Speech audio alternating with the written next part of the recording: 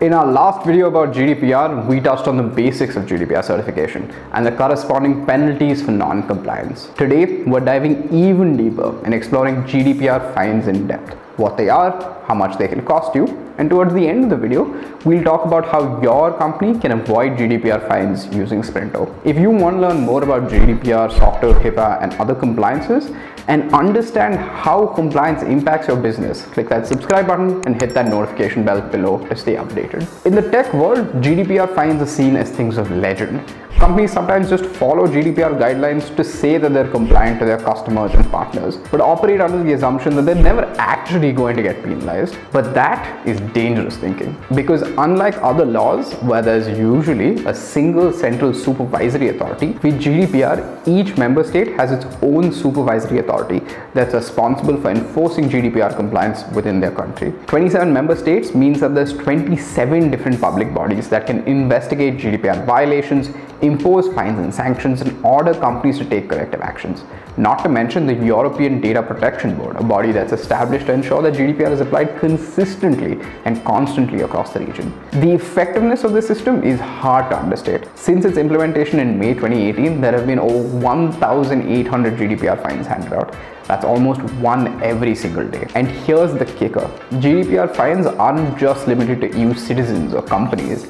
Any company that processes data of European citizens is liable to be fined. And there's a range of ways you can get fined too. If you collected personal data without somebody's consent, if you didn't properly secure that personal data that you collected, if you didn't inform the people whose data you couldn't secure, or if you couldn't appoint a data protection officer to ensure all of these things should have been happening, you can get fined for all of them. It's also worth noting that regulatory authorities exercise discretion when it comes to determining the amount of the GDPR fine. So you really don't want to get on their bad side. You can be fined either if a user complains that you violated their rights, or during the course of an audit by a supervisory authority. And should you be investigated, the authorities look at all your data practices, not just the one you got pulled up for.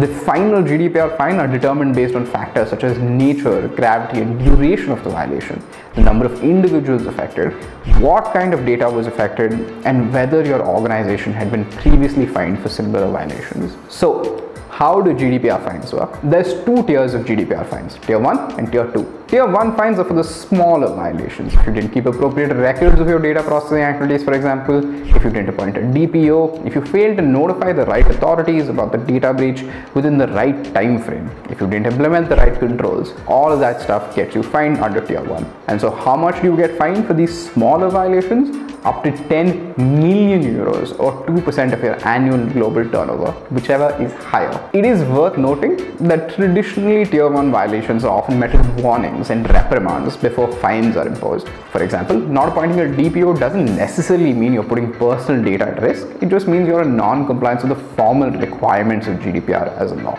Tier 2 violations are the ones you typically hear of in the news. These can go up to 20 million euros or 4% of your annual turnover, whichever is higher. A Tier 2 violation includes processing personal data without consent, not deleting a user's data when asked, suffering a data leak, or by not responding to a data-related request. Consider the following example. In 2020, Amazon had a net income of nearly $11.6 billion. So 20 million euros for a Tier 2 violation? Chump change. But owing to that 4% rider, Amazon was fined 750 million euros for an invalid cookie consent by the Luxembourg Data Protection Agency. And there's fines like these going out every single day. Even though you may only hear about the big ones, plenty of medium and small size businesses get fined too.